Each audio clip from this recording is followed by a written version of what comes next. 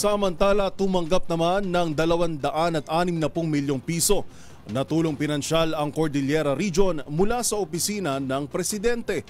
Kabilang dito ang alokasyong 50 million pesos para sa mga probinsya ng Apayao, Ifugao, Kalinga at Mountain Province. Ang buong detalye tutukan sa report ni Lef Narciso.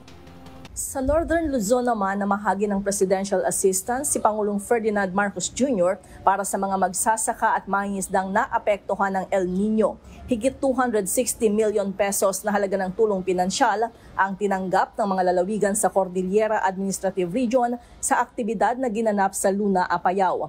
Kabilang dito ang tig 50 million pesos para sa mga probinsya ng Apayao, Ifugao, Kalinga at Mountain Province. 34.5 million pesos sa provincial government ng Abra at halos 30 million pesos para sa Benguet. Tumanggap naman ng tig 10,000 pisong ayuda ang 60 piling benepisyaryo mula sa rehiyon.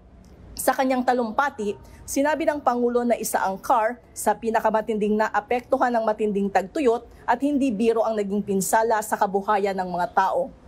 1.24 billion ang naging pinsala sa sektor ng agrikultura dito sa Cordillera Region na nakaapekto sa kabuhayan ng higit 28,000 magsasaka at mangingisda. Hindi po biro ang ganitong laki at lawak ng pagkawala na sana ay naging pagkain ng maraming pamilya at naging kita ng ating mga kababayan.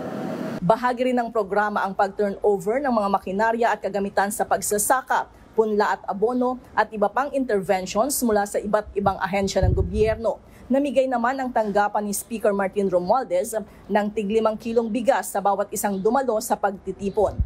Para sa MBC TV Network News, ito si Lef Narciso, una sa Pilipinas, una sa Pilipinas.